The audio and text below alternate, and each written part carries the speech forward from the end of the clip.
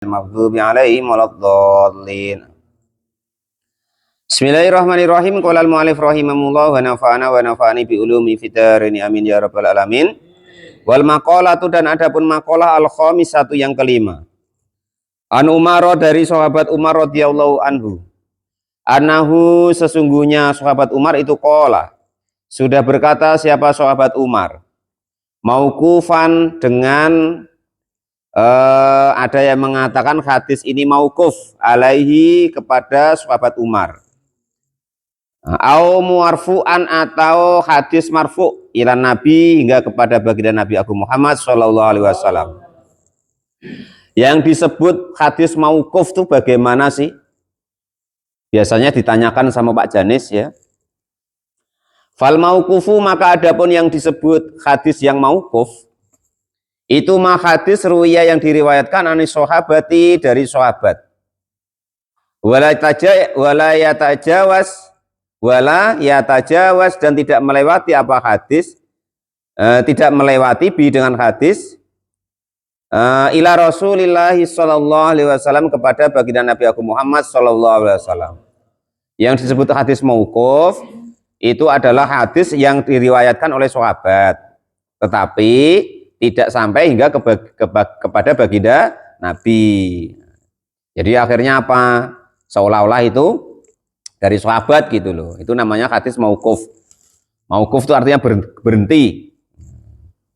Wal marfu, dan adapun yang disebut hadis marfu itu mah hadis akhbaro, yang memberikan kabar bi dengan hadis tersebut siapa as-sahabiyu, golongan sahabat, angqali Rasulillah sallallahu alaihi wasallam, dari ucapannya baginda Nabi Agung Muhammad sallallahu alaihi wasallam.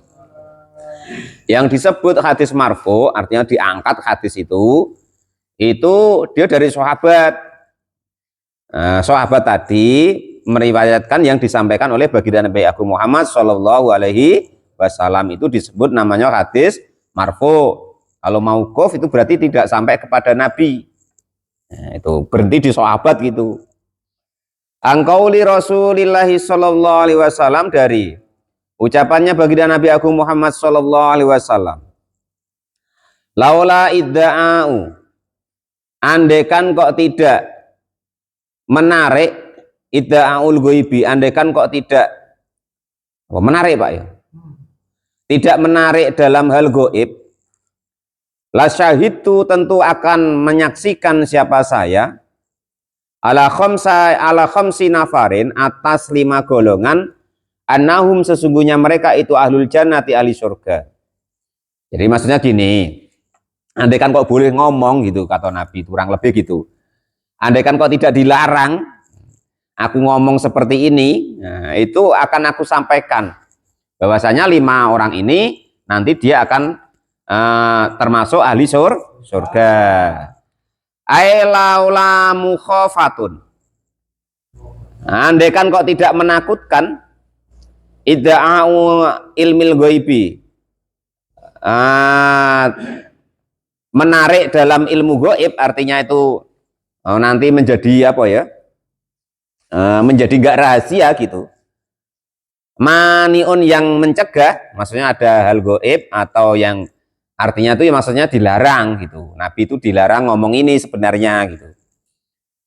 Bahwasanya beliau tahu bahwa 5 golongan ini nanti termasuk ahli surga. Lakul tu, tentu berkata siapa saya, syahid tu, bersaksi siapa saya, ala khamsi jama'atin, atas 5 golongan, anahum, sesungguhnya mereka itu min ahlil jannati, dari ahli surga. 5 ahli surga itu siapa saja?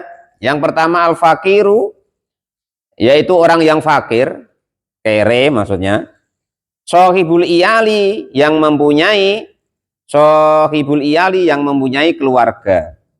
Kebetulan kere ya kan, omah ya belum punya, makan ya pas-pasan ya kan, kadang ada kadang tidak, dia masih nanggung keluarga pula.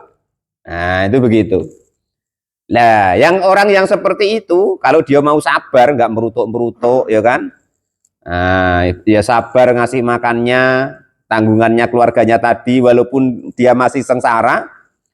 Nah, maka menurut hadis ini, walaupun ini hadis marfu ataupun mauquf, menurut baginda Nabi itu termasuk golongan ahli surga. Berat nian lo ya.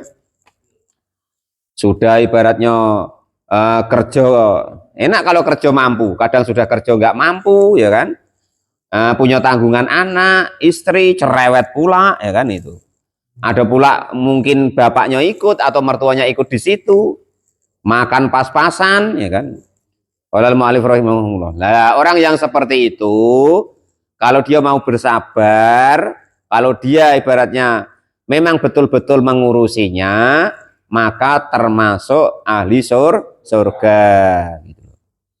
Kalau tidak bunuh diri wes syukur orang macam itu ya kan. Walal mu'alif rahimahullah. Artinya itu mereka tetap bekerja untuk menafkahi mereka yang bekerjanya itu mencari yang halal. Nah, itu begitu.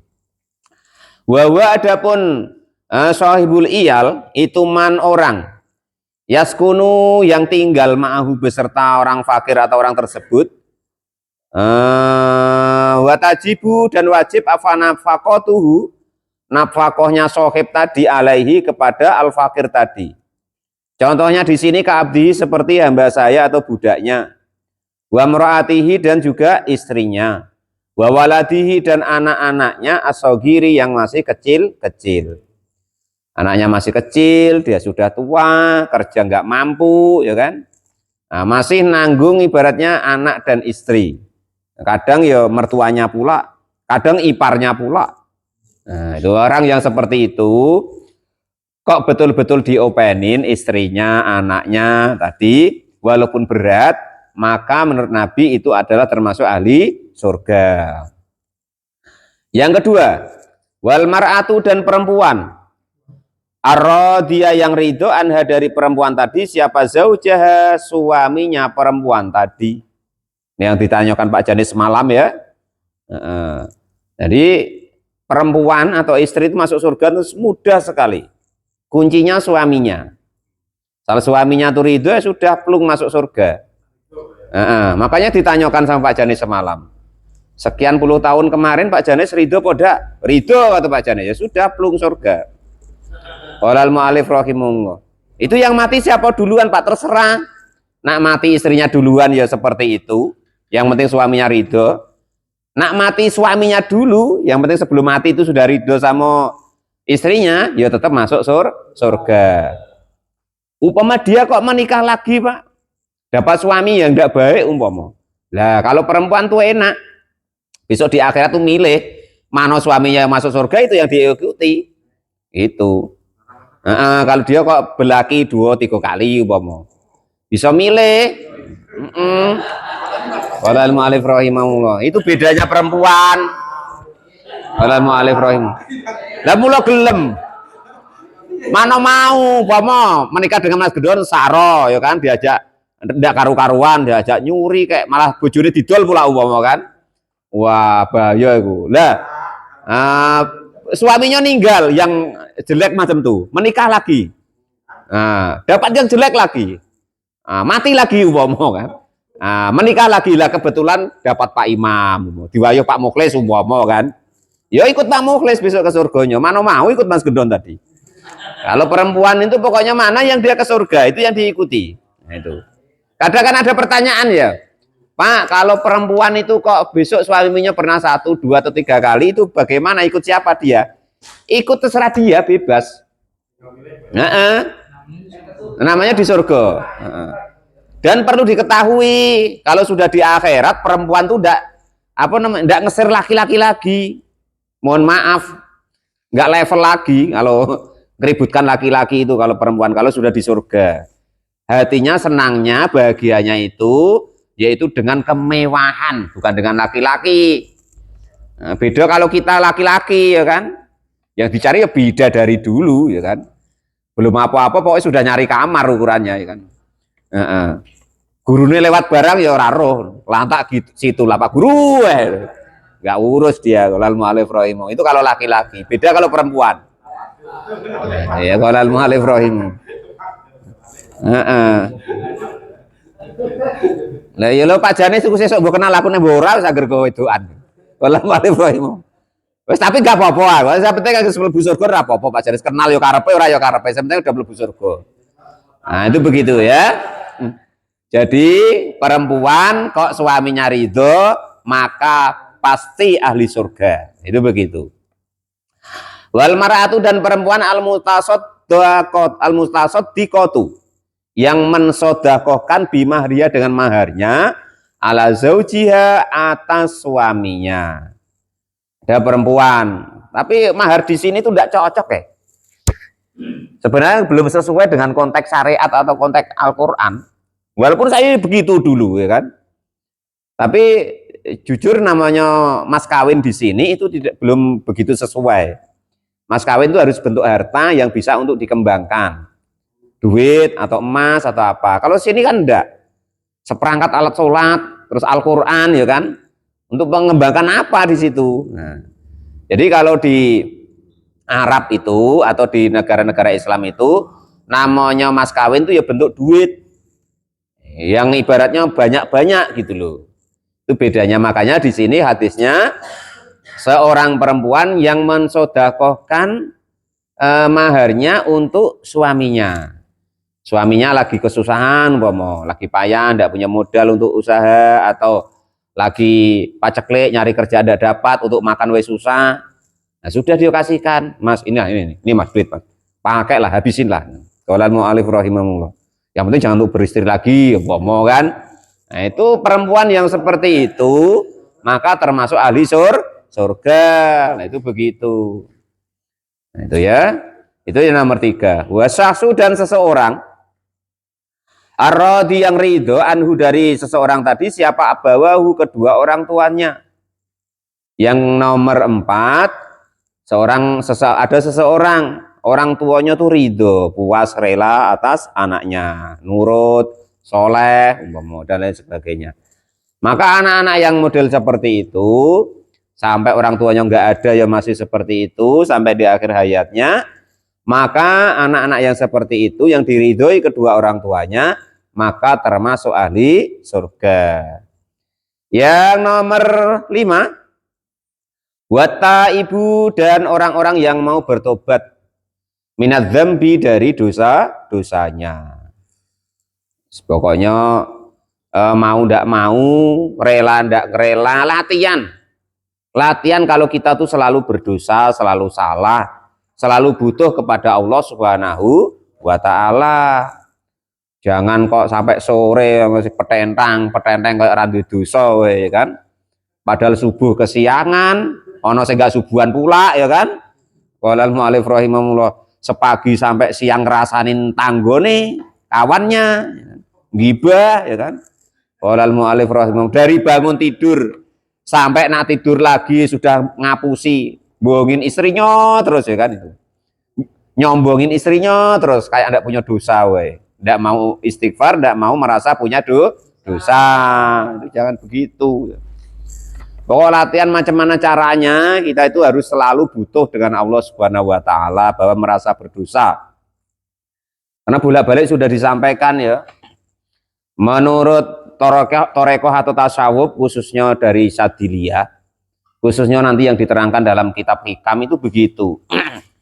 Al-insanu mahasinuhu masawiyah. Manusia itu baiknya ada buruknya atau ada korbannya, apalagi kok memang buruknya. Nah, itu begitu loh. Dari caknya ya kan, Mas Gedon kerja nafkoi istri, padahal buduni saya dikasih tahu cuma berapa gitu loh kan. Nah, itu padahal seperti itu dan lain sebagainya. Ya seperti ini contoh ya kan, ini ceknya kan, yang baca yang ngomong ini ceknya kan gurunya. Ya kan ada korbannya, cak macam orang bodoh. Padahal itu kebaikan baik itu ada korbannya atau keburukannya lah. Apalagi kok memang buruknya gitu loh. Daepo fakai falatakunu masawiya, bagaimana kalau kok memang jeleknya, apa ya tidak memang jelek sekali. Nah gitu, kurang lebih begitu. Baiknya saja ada buruknya atau ada korbannya ya kan itu. Pak Guru Tamrin lah ngajar umpama nang madrasah.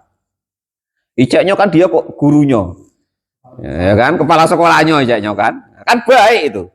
Ya cuman kan banyak ya jadi korban. dipentungi lah sama dia ya kan, caknya muridnya goblok lah, padahal ya entah macam mana ya kan itu, tapi ya begitu. Jadi manusia itu baiknya wae ada buruknya atau ada korbannya lah, apalagi kok memang jelek ya memang jelek betul gitu loh. Qala al-mu'allif rahimahullah, makanya usahakan bagaimanapun caranya kita bertobat kepada Allah Subhanahu wa taala. Seminimal pokoknya sebelum tidur tuh ngaku, ya Allah aku salah, aku keliru ya Allah, aku butuh Engkau ya Allah lah gitu. Minimal sebelum tidur lah. Nah, karena kalau tidur nanti biar sudah aman, andaikan kok tidak bangun lagi itu sudah tobat lah gitu loh. Qala al-mu'allif rahimahullah wa nafa'ana wa nafa'ani bi ulumi fitarini amin ya rabbal alamin. Sama dengan tadi ya, yang atas tadi ya. Tadi kan ada di situ wal mar'atu radin anha zaujaha.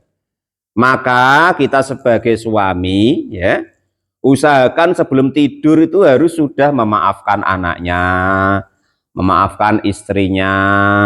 Ya kalau caknya macam Pak Tamrin kok punya murid, punya santri, ya memaafkan, meridhoi santrinya. Itu harus begitu latihan. Jadi sebelum tidur memaafkan atau meridhoi istrinya, memaafkan atau meridhoi anak-anak dan santri atau muridnya, seminimal itu harus dilakukan. Karena andaikan kok nanti meninggal, itu istri kita sudah nanti mendapat ridho kita, anak kita juga begitu, murid atau santri kita juga begitu. Itu Pak Tamrin ya di Wong turu. Jangan kok merunyam sama istrinya atau sama anaknya atau sama muridnya sampai tidur ke bawah mimpi. Nah itu jangan begitu, harus sudah ikhlas, sudah rela. Lah perkara besok pagi ya kan istrinya merutuk lagi, ngomel lagi, anaknya ya begitu, bikin jengkel, muridnya ya begitu ya kan, bikin pening kepala umpama. Ya nanti sebelum tidur ya dimaafkan lagi, direlakan lagi, diridhoi lagi, diikhlaskan lagi. Lah begitu caranya. Enggak kok malah jengkel sampai dibawa tidur sampai temimpi-mimpi ya kan. Rumah perasaannya ibaratnya tuh kalau pas kenyataan kan enggak berani itu marahin istrinya.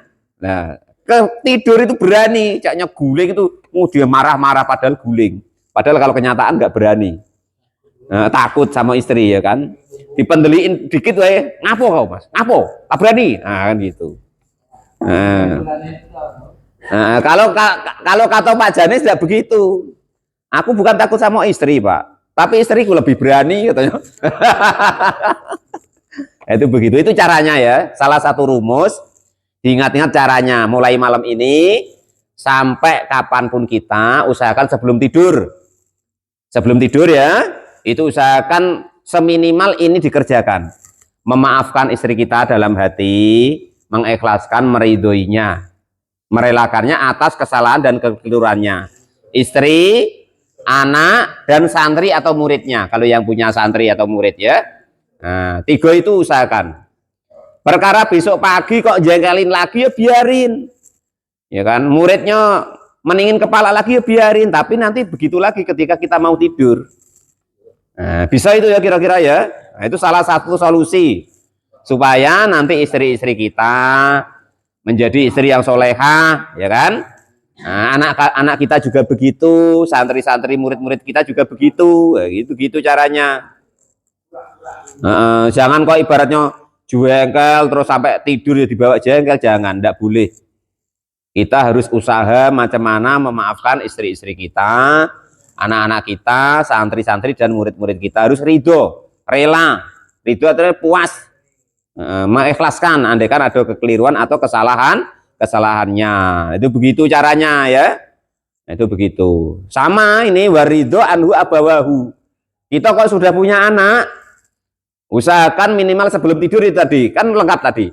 Istri, anak, murid atau santri itu harus sudah diikhlaskan, sudah diridhoi. Siapapun itu harus begitu latihan. Jangan sampai jengkel dibawa tidur. Nanti insya Allah kalau kita mau istri-istri kita, anak-anak kita, santri-santri kita menjadi lembut hatinya, ya kan? Menjadi lembut hatinya, menjadi mudah untuk menerima kebaikan-kebaikan dan nasihat-nasihat atau hidayah dari Allah Subhanahu wa taala gitu. Jangan kok malah dendam. Ya begitu terus. Istrinya begitu, coba dites nanti. Kalau yang istrinya biasa merengkel, ngeyel, anaknya ya begitu, santri atau muridnya begitu, coba dites. Setiap mau tidur itu dimaafkan, diikhlaskan, diridhoi. Itu begitu. Nah, ini salah satu apanya begitu tadi ya.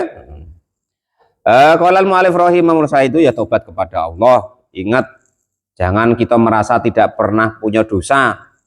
Sejelek-jelek manusia itu kalau dia sombong atau tidak merasa salah atau tidak merasa keliru atau tidak merasa dosa kepada apapun dan siapapun. Nah, itu begitu caranya. Ruwiyah diriwayatkan, anahu sesungguhnya baginda Nabi Agung Muhammad SAW itu qala, sudah bersabda siapa baginda Nabi Agung Muhammad SAW, Ata ibu adapun orang yang mau bertobat minat dzambi dari dosa-dosanya itu kaman seperti orang-orang la dzamba yang tidak ada dosa itu maujud lahu bagi orang tersebut. Rawahul Baihaqi, rawahu meriwayatkan kepada hadis siapa Al-Baihaqi, Imam Al-Baihaqi. Jadi kata Nabi, orang kok mau mengakui dosanya, mengakui kekeliruannya, ngaku betul tapi ya kan, jangan mulutnya, hatinya betul-betul menyerah kepada Allah. Saya salah ya Allah, saya keliru, saya dosa. Kalau tidak engkau siapa ya Allah yang bisa mengampuni dosa-dosaku? Dosaku tidak terhitung ya Allah. Tiap hari ya kan, bukan bertambah amalku ya Allah, tapi tambah dosaku. Kepada siapa aku meminta ya Allah kalau bukan kepadamu? Itulah doa yang elok tuh.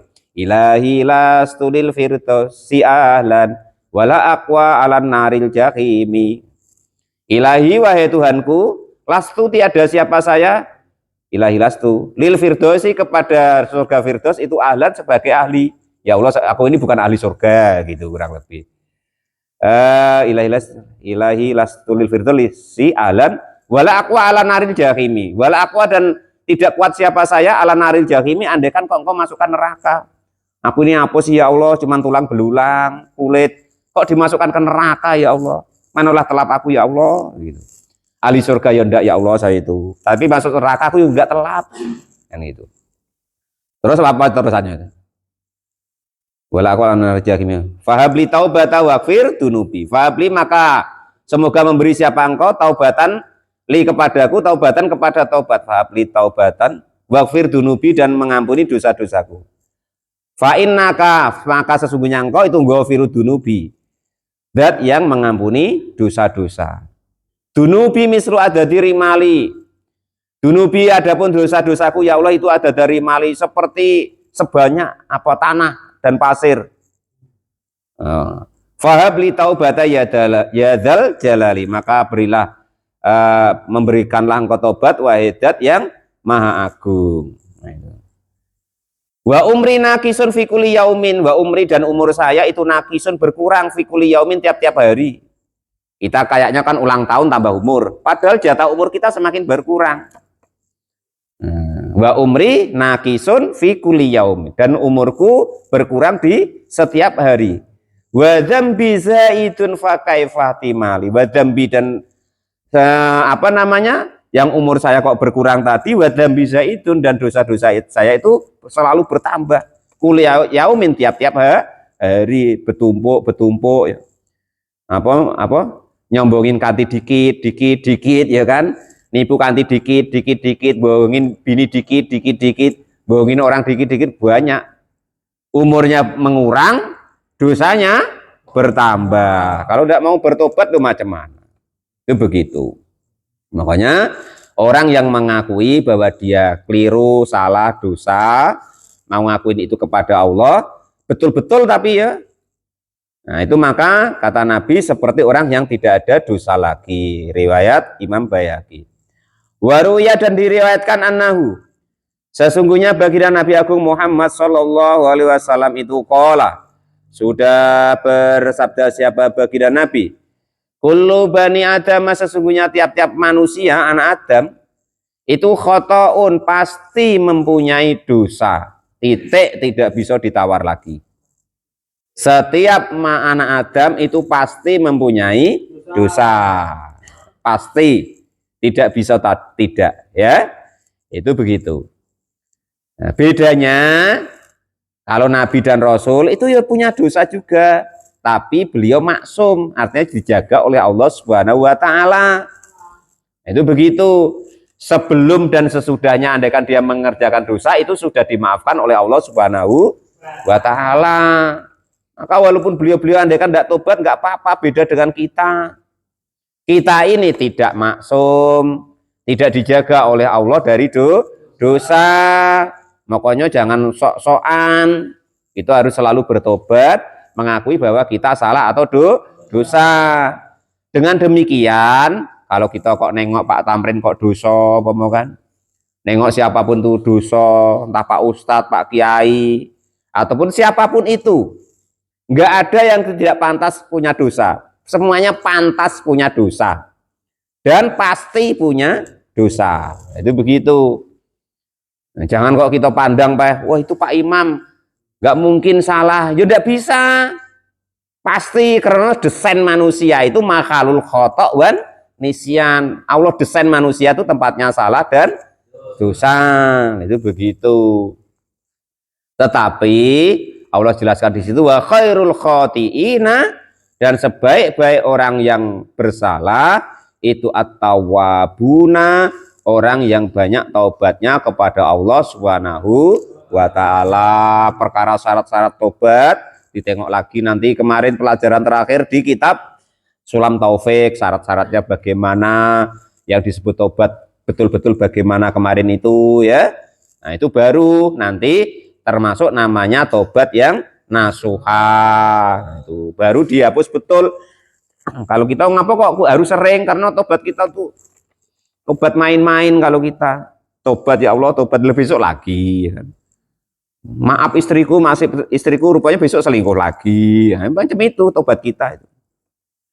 Rawahul Imamul Ahmad, rawahu meriwayatkan kepada hadis siapa? Imamul Ahmadu, Imam Ahmad, wa Tirmidzi, dan Imam At-Tirmidzi, wa ruwiya, dan diriwayatkan annahu, sesungguhnya baginda Nabi Agung Muhammad sallallahu alaihi wasallam itu qala, sudah bersabda siapa baginda Nabi, Allahu, adapun Allah itu afrahu, lebih senang bitaubati taibi, dengan taubatnya orang yang mau taubat, minad dham'ani, dari apa ini ya,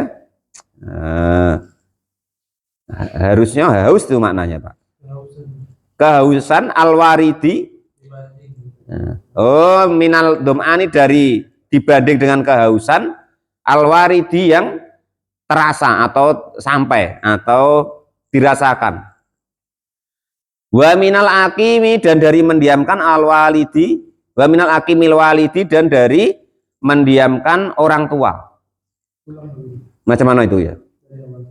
Allahu adapun Allah itu afrohu, lebih senang, lebih bahagia, bitaubati taibi, dengan taubatnya orang yang mau taubat, minad dham'ani, dibandingkan minad dham'anil waridi, dibandingkan orang yang haus, apa itu? Orang yang haus yang mendapatkan air minum. Wa minal akimil walidi, dan dari mendiamkan Pak, mendiamkan orang tua. Wa minadh dhalli, dan dari orang yang tersesat, al-wajidi, yang menemukan jalan. Jadi gini kan, kalau kok orang haus itu kalau ketemu air kan senangnya minta ampun. Lah perumpamaannya kita kok haus tengah mati, nak matilah kok, nak matilah, kalau tidak minum mati ukurannya. Lah itu perbandingannya, itu lebih seneng kalau Allah tuh nengok orang tuh tobat dari kesalahannya, ngakui kesalahannya, kesenangannya itu lebih unggul daripada orang yang haus kok dapat air, atau dari orang yang ibaratnya tuh asalnya itu nggak cocok dengan orang tuanya kok apa tuh namanya akur lagi, atau dari Orang yang tersesat kok nemu jalan. Bang Firman nyuluh. Kalau tersesat kan pening itu. Wah, muter-muter ndak karu-karuan Bang Edi kalau nyuluh itu kan. Kalau blor, nyari kijang atau apa bukan, tersesat malam-malam. Kan kadang sampai 2 hari 2 malam, 3 hari 3 malam nggak ketemu jalan. Lah kalau ketemu jalan keluar, kan seneng itu. Lah itu kalau nak dibandingkan dengan itu, Allah lebih seneng daripada senengnya orang tadi loh. Senengnya orang yang dapat jalan ketika tersesat, senengnya orang yang kehausan, nak matilah kok dapat air. Itu kalau dibandingkan senengnya Allah dengan orang yang bertobat, itu lebih seneng itu. Rasanya itu begitu.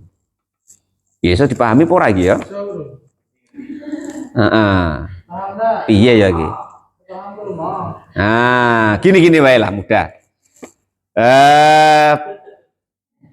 Bang Firman kok ibaratnya tuh bertengkar dengan bininya. Nah, ya kan? Karena dituduh ini umpama. Lah, ternyata entah macam mana itu istrinya tuh memaafkan. Ah, sudahlah Bang, senang kok enggak suaminya? Lah, perbandingannya loh. Senangnya Allah kepada orang yang mau bertobat itu daripada senangnya Bar Firman tadi, lebih-lebih senangnya Allah kepada orang yang mau bertobat. Rasanya tuh begitu. Orang nak mati karena kehausan kok dapat air kan seneng. Lah itu ibarat hal-hal yang apa nak mepet ibaratnya. Lah nak matilah kok dapat air akhirnya hidup ya. Itu bandingannya Allah tuh lebih seneng orang yang salah atau dosa kok mau bertobat daripada senengnya orang seperti itu tadi gitu loh. Nah itu begitu. Nanti ditanyakan lagi lah pemahamannya ya. Pokoknya kesenangan yang kita rasakan seperti itu andaikan dibandingkan dengan senangnya Allah kepada orang yang mau bertobat, itu lebih senangnya Allah kepada orang yang mau bertobat. Itu begitu maksudnya. Orang tersesat dapat jalan kan sewenangnya minta ampun bahagianya. Lah itu lebih bahagia Allah andaikan orang itu salah kok mau bertobat. Andaikan dibandingkan orang yang salah jalan tadi, tersesat tadi kok dapat jalan. Faman maka adapun barang siapa itu tabah, mau bertobat siapa orang tersebut ilallahi kepada Allah Subhanahu wa taala, taubatan dengan taubat nasuhan yang nasuha, angsa maka akan melupakan siapa Allah hafidihi kepada pencatat amalannya, wajiwarihahu dan jawarihahu dan anggota badannya yang menjadi saksi, wabaqaul ardi dan adanya bumi kuluha ya semua-muanya, khotoyahu kepada dosa-dosanya, wadunubahu dan kesalahannya, wadunubahu dan juga dosa-dosanya. Artinya gini, orang siapapun itu, laki-laki, perempuan, tua, muda, ya kan, kok mau bertobat kepada Allah dengan sebetul-betulnya, ya Allah saya tobat ya Allah tidak akan meninggalkan sholat lagi, betul-betul sholat gak ditinggalkan lagi 5 waktu itu, maka kekeliruan dosa-dosanya tadi meninggalkan sholat tadi yang kemarin dicatat oleh malaikat, yang besok anggota badannya itu jadi saksi, bumi yang digunakannya untuk maksiat jadi saksi, maka itu nanti dilupakan oleh Allah Subhanahu wa taala. Tapi nasuha tadi loh ya, betul-betul ndak ngulangin lagi loh ninggalin sholat itu. Contoh umpama ninggalin sholat, umpama tobat dari mabuk, ya nggak mabuk sama sekali, mikirkan itu wedak, nyicip dikit wedak, nggak kok alasan lagi untuk jamu, nggak lagi. Nah, maka yang model seperti itu ya kan, ada kan biasanya ya kan keluyuran, ngerusain anak perawan orang umpama kan, ini sudah tobat nggak lagi, nggak betul ibaratnya, nengok wae takut. Nah maka yang seperti itu namanya tobat nasuha, memang betul-betul nggak lagi. Nah tobat dari judi, slot yodak sudah, kelutuk yodak ya kan, main kartu yodak ya kan, ya sudah, itu namanya tobat nasuha. Dari itu dulu yang biasanya nyawer biduan ya kan, nah, sekarang kok enggak lagi, ya itu tobat namanya. Tapi kalau ngulang lagi enggak tobat namanya, maksudnya belum nasuha, tobat sambal. Nah itu begitu maksudnya. Lah tobat yang dikriteriakan seperti itu, maka nanti akan dimaafkan oleh Allah Subhanahu wa ta'ala. Kulluha khotoyahu wa dunubahu, semuanya dari kekeliruan-kekeliruannya dan juga dosa-dosanya. Rawahu, meriwayatkan kepada hadis siapa? Abul Abbas. Wal maqalatus sadisatu. Panjang besok wae. Wallahu a'lam bishawab. Alhamdulillahirabbil alamin.